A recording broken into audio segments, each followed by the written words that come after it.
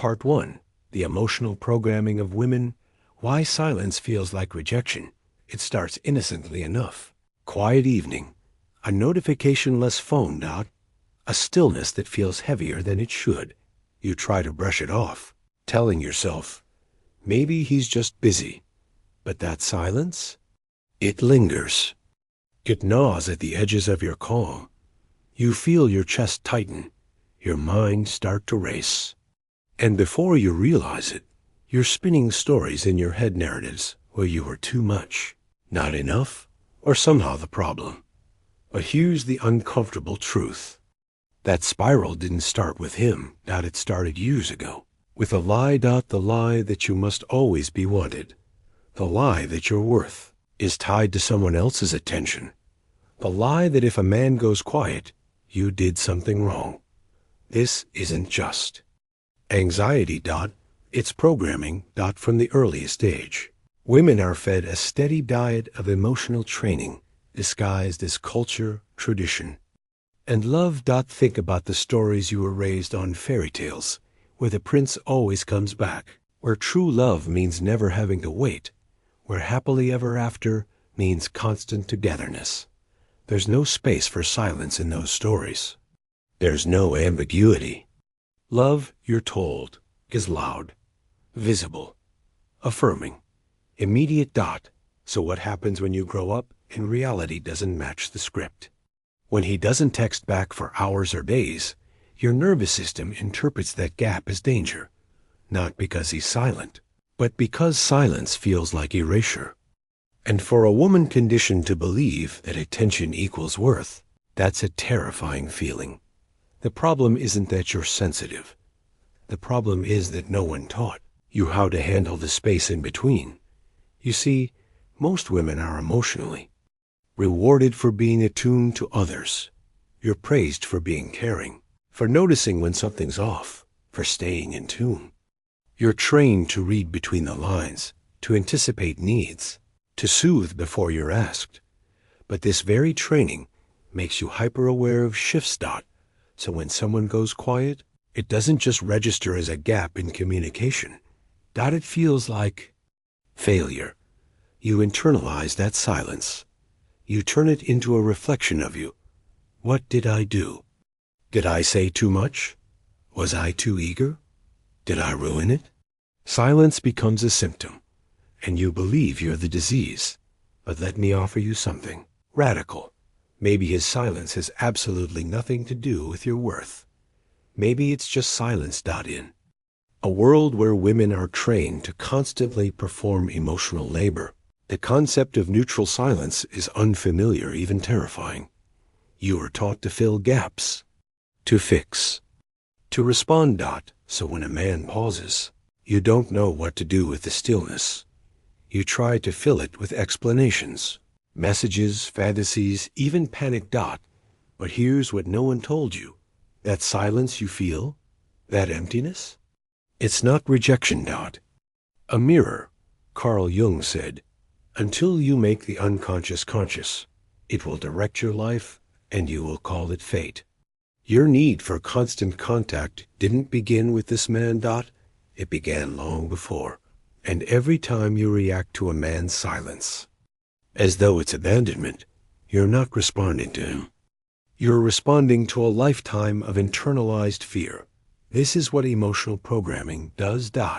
It wires your nervous system to treat uncertainty as threat. To treat distance as danger. To treat self-worth as contingent on how desired you feel. The worst part? You blame yourself for this reaction. You call yourself needy. You try to play it cool. You silence your feelings to appear unbothered. But deep inside, you're shaking. Because every unanswered text reawakens a script that says, you're not lovable unless someone is constantly choosing you. That script is the lie, not your feelings. Not your intuition. Not your depth. The lie is the belief that you must earn love by being good, enough to hold someone's attention forever. Here's what happens when you finally see the programming for what it is. You stop confusing silence with rejection. You stop assuming that Someone's emotional distance is your fault. And most importantly, you begin to reclaim your energy. Because let's face it, the energy you've been spending trying to decode his silence, it could have been used to build your own inner voice. What if you stopped asking, why hasn't he texted? And started asking, what part of me is afraid to be alone with my thoughts? What if you use the silence not as a space to wait, but as a space to return? To return to yourself, to your power, to the woman you were before. Someone taught you that love had to mean noise, presence, constant affirmation. Do you know what's more powerful than receiving a text? Being unshaken when it doesn't come, not because you don't care, but because your world doesn't collapse in the absence of someone else's voice. This is not about indifference. This is about integration. You are a whole person, not an emotional responder to someone else's behavior. You are not here to endlessly perform worthiness hoping someone finally sees you. You are here to remember that you've always been enough, even in silence, especially in silence. In the next part, we'll explore what a man's silence actually means, why he pulls away, what's going on inside him, and why it has less to do with you and more to do with his own psychology. But for now, I want you to sit with this. The silence is not the enemy. The story you attach to it is. And once you rewrite that story, you stop fearing the quiet. You begin to own it. And in doing so, you begin to own yourself. Part 2. The psychology of male withdrawal. What silence really means. Let's flip the lens. In the last part, we explored what silence awakens in you. The conditioning, the emotional programming, the stories of inadequacy that rush to fill the void. But what about him? What's really happening inside the man who pulls away? Why does he go quiet, especially after moments of closeness? What is that sudden distance trying to communicate, if anything? Here's the truth you won't often hear. Most men are not emotionally fluent. They aren't taught to name their feelings, let alone express them. While young girls are often encouraged to share, to cry, to process, boys are taught to repress, to stay strong, to focus, to compartmentalize. Vulnerability for them is a liability. So what happens when a man begins to feel something real, something intimate? He often retreats, not because he doesn't care, but because he does, and he doesn't know what to do with it. Emotional intimacy is foreign territory for many men. They may crave connection, but the moment it becomes too close, something inside them says, retreat. This isn't always conscious. It's instinct. Think of it like an emotional defense system. The moment closeness starts to feel unsafe or overwhelming, silence becomes the shield. To you. It feels like punishment. To him. It feels like survival. Here's another layer that complicates things. Men tend to process emotions in solitude, while women often seek support, conversation, and reflection. Men are more likely to go inward, to withdraw, to think alone, to sort through feelings in silence. So when life gets overwhelming, be it stress, work, finances, or fears, he disappears into himself. He's not trying to hurt you. He's trying to handle things. And ironically, silence is how he attempts to protect the relationship from the chaos inside him. But the tragedy? You feel abandoned, not protected, because his silence doesn't just feel like space. It feels like rejection. You assume the worst. You reach out to fix it. You ask, are you okay? You text, did I do something wrong? You say, I just want to understand. But here's the paradox. The more you reach for him in that state, the more smothered he feels. He needs space to regulate. You need connection to feel safe. Both are valid, but they're rarely compatible in the moment. Carl Jung said, what you resist persists. When a man feels emotional pressure especially, If he doesn't have the tools to process his own feelings, resists. And that resistance looks like silence, distance, emotional shutdown. But here's the dangerous part. You interpret that resistance as confirmation of your worst fears, that he doesn't care, that you're too much, that he's slipping away. So you react. You try to pull him back, and in doing so, you often push him even further away. Let's pause and get clear. When a man withdraws, there are typically 3 psychological drivers at play. Emotional overload. He's feeling more than he knows how to express. Fear of vulnerability. Performance. Pressure. Internal conflict.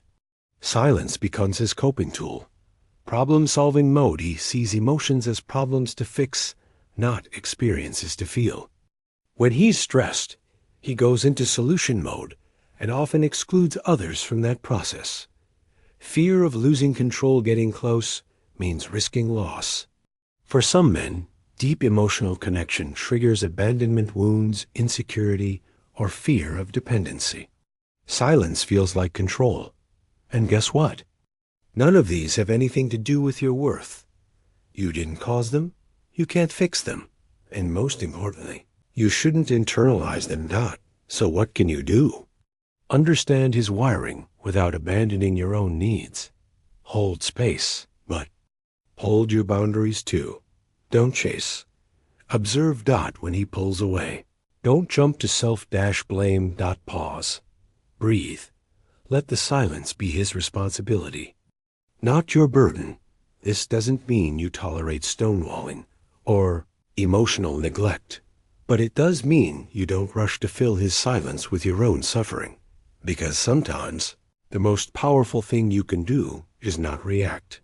You show him without words that your world doesn't collapse when he takes space, that you're capable of self-regulation, that you trust yourself even when he's unsure. That's magnetic. Here's what often happens when you give space without collapsing. He comes back, not because you manipulated him, but because you didn't become a source of additional pressure. You let him feel. You let him think. You let him miss you. And when he does return, you get to decide, from a place of strength, whether the connection is still aligned.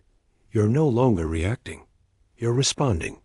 You're in power, not control, not fear, but calm, grounded power. Now, let's be clear. Not all silence is benign. Sometimes. Silence is emotional immaturity. Sometimes. It's emotional manipulation. Sometimes. It's cowardice. And yes, sometimes. It's just disinterest in disguise. But here's the key. You learn to see the difference not by chasing, but by observing. Not by filling the space, but by feeling the space. And letting the truth rise to the surface on its own. When you stop trying to decode every silence, you start listening to it. And silence has a way of telling the truth if you let it speak. In the next part, we'll explore the most important shift of all, how to take your power back, how to stop collapsing into panic when someone withdraws, and how to cultivate the kind of presence that makes you unforgettable, not because you chase, but because you don't need to. You radiate calm. You radiate wholeness. You radiate you.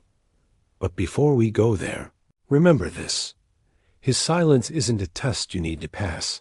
It's a pattern you need to understand.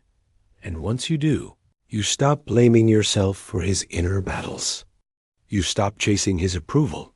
You stop fearing distance. You start choosing peace. Your own. Part 3. Reclaiming power, emotional self-regulation, and female magnetism power, ISN. T about volume.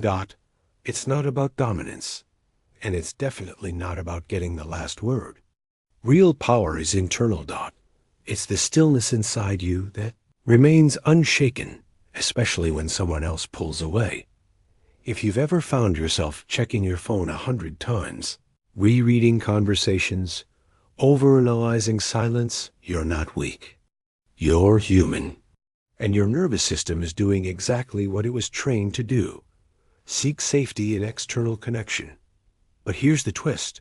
The safety you crave, the clarity you seek, the certainty you desperately want from him, none of it exists outside you. It never did. And the moment you realize that, you stop chasing peace. You start becoming it. This is where emotional self-regulation comes in, not as a buzzword, but as a daily spiritual and psychological practice. Self-regulation is the ability to sit with discomfort and not collapse, to hold uncertainty and not seek quick resolution. To be aware of your triggers without letting them dictate your reactions. It's not suppression. It's sovereignty. And when it comes to romantic dynamics, it's your superpower. Let's break it down. When a man withdraws, most women feel a biological panic that the feminine core often desires emotional closeness, harmony, presence. So his distance feels like a rupture, a crack in the bond, a potential threat the unregulated feminine rushes into. Fix it. Are you okay? Did I do something wrong? I just want to understand. But the regulated woman? She pauses. She breathes. She lets the wave of anxiety rise and fall without acting on it. She doesn't reach for validation. She reaches inward. She asks, what part of me is afraid right now? What story am I telling? Myself about his silence? Is this about him, or is this a wound from long ago resurfacing? That reflection, that pause, is everything. Because in that moment, she reclaims authorship of her emotional state. She stops being a puppet to someone else's attention. She becomes the anchor in her own storm. There's something undeniably magnetic about a woman who can hold her center. She's not cold. She's not distant. She's not playing it cool. She's present with herself. Her calm presence makes others lean in, not because she's trying to attract, but because she isn't trying at all. She's too busy being rooted, too busy being full, too busy being whole. This wholeness is where feminine magnetism is born. Let's talk about magnetism, not manipulation. The woman who regulates her emotions, who doesn't react impulsively to every shift in someone else's behavior, exudes something rare in today's world: energetic safety. She's not demanding. She's not chasing. She's not waiting by the phone, shrinking into scarcity. She's living. And that energy? It's intoxicating, not because she's putting on a performance, but because she's radiating from within. She becomes the sun, and everything else orbits naturally. But here's the key. This isn't about winning the man back. This isn't about silence as strategy. It's about returning to you. Because here's the truth most people avoid. You can't control how anyone else shows up. You can't force consistency. You can't demand emotional maturity. And you shouldn't have to. But what you can control is your response, your energy, presence. You get to choose whether you collapse or rise, whether you chase or reflect, whether you cling or release. And the moment you choose self-respect over self-abandonment, everything changes. Let's get practical. Here are 3 steps to reclaim your emotional power during his silence. Anchor in the body. When your mind spirals, come back to your body. Feel your breath. Touch your skin. Move. Stretch. Emotion lives in the body. So when you move, you release. Stillness isn't just mental. It's physical. Name the trigger. Ask yourself, what am I actually afraid of? Is it rejection? Is it abandonment? Is it the loss of control? Naming the fear gives it less power. You see it clearly. You stop fusing with it. Return to self-loyalty. Instead of asking, why isn't he texting? Ask, what can I do today that brings me back to me? That could be journaling, calling a friend, cooking, walking. The point is, give yourself what you're seeking from him. Because once you do this consistently, something beautiful happens. You stop needing his attention to feel validated. You stop fearing his silence. You begin to see him clearly, not through the lens of your anxiety, but through the clarity of your worth.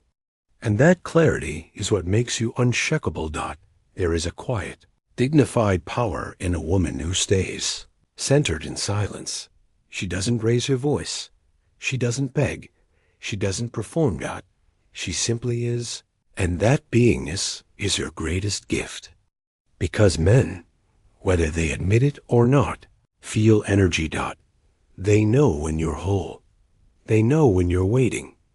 They know when you've disappeared into the relationship or when you've remained loyal to yourself. And the woman who remains loyal to herself is unforgettable. Not because she's hard to get, but because she's impossible to replace. In the next and final part, we'll talk about what happens when you fully let go, when silence becomes not just tolerable, but empowering, when you stop begging for love and start embodying it. We'll explore the final transformation, from the woman who waits to the woman who walks. Are you ready? Part 4, Letting Go. When silence becomes the doorway back to yourself, there comes a moment in every woman's life when something clicks. It doesn't happen during the high of romance. It doesn't happen in the middle of a long, dramatic conversation. It doesn't even happen when he finally texts back. It happens in the quiet. In the space where you used to panic, where you used to wait, where you used to crumble. That space is where the transformation begins. Because one day, you wake up and realize you're no longer afraid of the silence. In fact, you welcome it. It no longer feels like rejection. That it feels like clarity. That it no longer feels like abandonment. It feels like permission. Permission to stop performing. Permission to stop proving. Permission to finally, just come home to yourself. Stop rereading messages. You stop wondering if he's thinking about you. You stop rehearsing what you would say if he finally called. Not because you stopped caring. But because you started remembering who you are. And the woman you remember? She is brilliant. She is magnetic. She is free. Freedom doesn't always feel like fireworks. Sometimes it feels like breathing for the first time after holding it for too long. It's subtle. It's quiet. But it's undeniable. You notice it when you look at your phone. And don't feel that punch of disappointment. You notice it when you sit in your apartment and don't feel lonely, just peaceful. You notice it when your first thought in the morning isn't him, but you. Your life starts to orbit you again. And that, right there, is what healing sounds like. Not loud, not flashy, but calm. Steady. Whole. Letting go is not the same as giving up. That it's not bitterness, that it's not resentment, that it's not pretending you never cared. Letting go is simply this: choosing your peace over your patterns, choosing your self-respect over your need for closure, choosing to believe that what is meant for you will never confuse you, abandon you, or make you doubt your own worth. Think of all the energy you've spent trying to understand him, all the thoughts, the nights, the overthinking, the fixing, the worrying. Now imagine redirecting all that energy back into yourself, into your growth. Your creativity. Your relationships, your purpose, body. Your joy. That shift doesn't just heal you. It transforms you. You go from being a woman who waits to a woman who creates, from a woman who reacts to a woman who responds, from a woman who fears silence to a woman who owns it. Letting go doesn't always look like a big decision. Sometimes it's 1,000 little ones. It's choosing not to send a message. It's choosing not to check his profile. It's choosing to take a walk instead of spiraling. It's choosing to go to bed without needing a resolution. And each time you make that choice, you strengthen a muscle you didn't know you had. The muscle of self-trust. Because here's the thing. The more you let go of who didn't choose you, the more you create space for what truly aligns with you. And when that alignment arrives, whether in the form of a person, a calling, or simply a new chapter in your life, you won't have to beg for it. It will fit. It will feel like peace. It will not require you to abandon yourself. You will finally understand what love is supposed to feel like.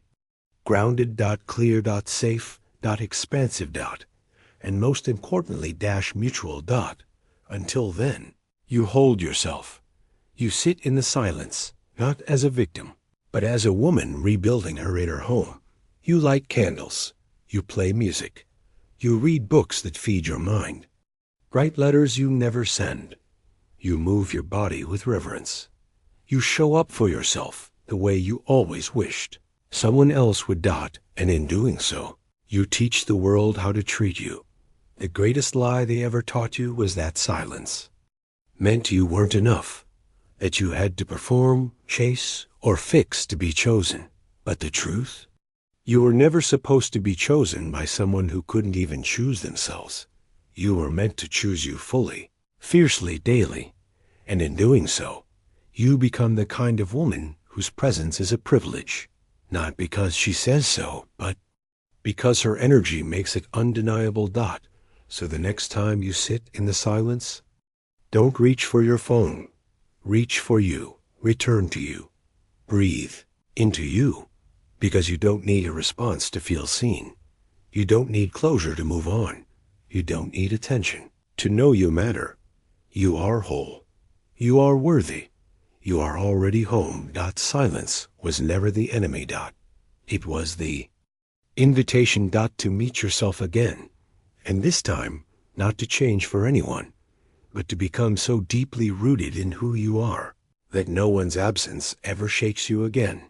The greatest lie they ever taught you was that silence meant you had lost. The truth is, it was always the beginning of your return, the doorway, the threshold, the reclamation. Welcome home.